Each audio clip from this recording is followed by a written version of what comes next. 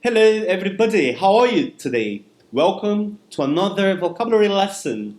This is Rodrigo from Learn English Fast, and this class is designed to help you gain a better understanding of how to use idioms in English. Just to remind you of what an idiom is, I will give you an example. Fish out of water. The meaning is basically to be out of your comfort zone. For example, Lester felt like a fish out of water when his daughter took him to a classical piano convention in Newcastle. In this case, Lester can't talk about piano and he's probably not keen on learning much about this topic, so he felt like a fish out of water, alright? Did you notice that idioms are a group of words established by usage as having a meaning not deducible from those of the individual words? So learning those should give you the confidence to be able to speak and write using a wide range of vocabulary. So, in order to keep this video short and interesting, I'm going to divide this topic in 3 different videos. And before we start our lesson, as usual, I'd like to invite you to subscribe to my channel, click on the button below, press the bell so you can get all my tips for international certificates, such as the Cambridge CPE, Cambridge CAE and FCE, Ielts General, Ielts Academic, Toefl IBT, and Toefl ITP, as well as the Gmat test, alright?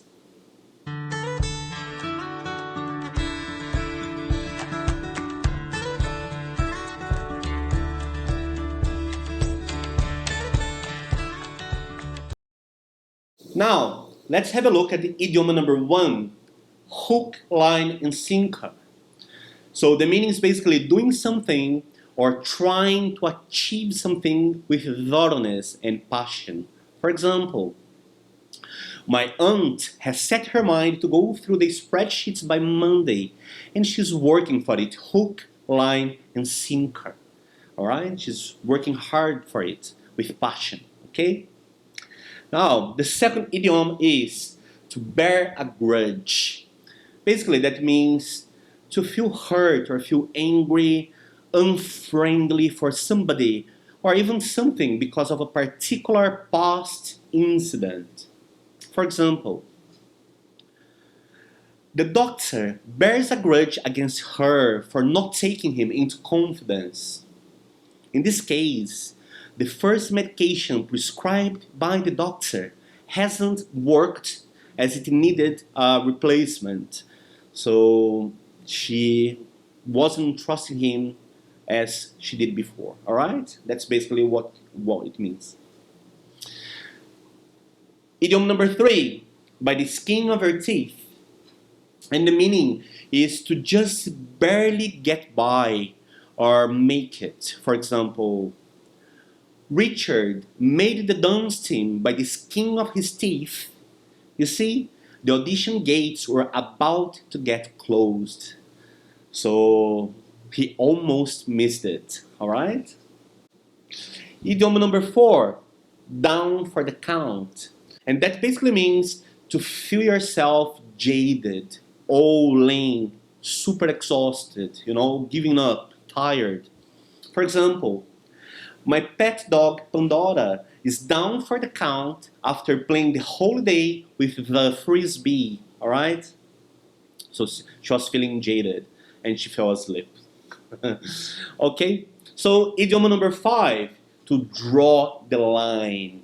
That basically means to stop before a point where something okay gets not okay any longer. For example, hey buddy, that's enough. Draw the line before somebody comes and beats you to a pulp, alright? So that's a fine line from becoming violent in this case, okay? Idiom number 6, easier said than done. That basically means not as easy as it appears to be. For example, listen, losing weight is easier said than done. Many people lack commitment. And That's similar to alcohol, right? You say, I won't drink any longer.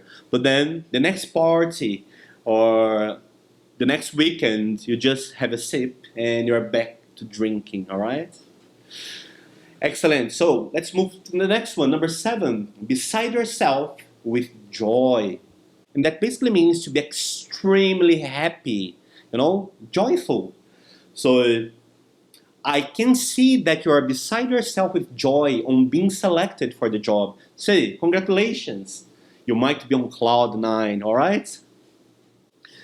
Idiom number 8, fair and square. That basically means being direct or being fair.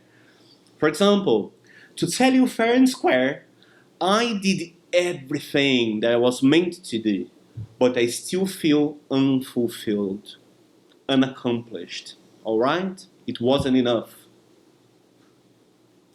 Now, idiom number 9, have an ace up the sleeve. That basically means to have an advantage that's currently being withheld for future purposes. For example, Brian kept quiet at the board meet, who knew he had an ace hidden up his sleeve the whole time. Okay, so he could use of this information if he wanted to cause some trouble. All right. So let's move to the next one. Idiom number 10, a black sheep.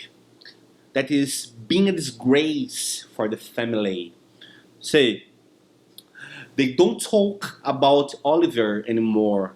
Turns out that he was the black sheep for the family. He married someone else while he was still arranged to his fiancée. Alright? Idiom number 11, break a leg. And the meaning is basically saying good luck to someone. For example, hey Barry, it's time for you to get on the stage and to present your monologue. So break a leg. Good luck. It's the same, all right? Idiom number 12, up a creek without a paddle. And the meaning is to be in an unlucky situation. For example, Daniel tried to dine and dash yesterday at a Chinese place, but he was stopped by the waiters. Guess he was up a creek without a paddle yesterday. He was super unlucky, alright? So, idiom number 13, give it a whirl.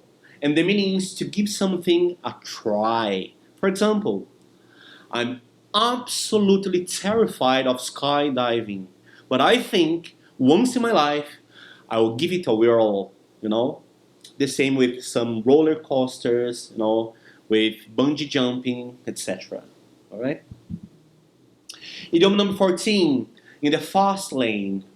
And that basically means that your life is filled with excitement. For example, when Chris turned 40, he decided to live his life in the fast lane and quit his job for his hobbies. So nowadays, he's been playing the piano, playing soccer, and volleyball. All right? Idiom number 15, to go the extra mile. And that basically means to make an extra effort. For example, Kelly was willing to go the extra mile for the love of his life, Mia. So he did, and nowadays they're married, alright? Amazing. Idiom number 16, step up your game. And that basically means to start performing much better, alright? For example, Jennifer better step up her game if she wants to make big in basketball, okay? If she wants to make it to the Olympics, she better step up her game. Now, idiom number 17, to not see the wood for the trees. And the meaning is basically to be so involved in trivial matters that you don't get the important facts. For example, he always argues on the silliest topics. It's like he can't see wood for the trees, okay? Idiom number 18, to lose your marbles, so to go insane. For example, our mailman has lost his marbles. Every day He drops Mr. Smith's mail on our door, alright? Idiom 19, straight from the horse's mouth. That basically means directly from the person involved. For example, listen to the news straight from the horse's mouth. His factory burned down right in front of his eyes.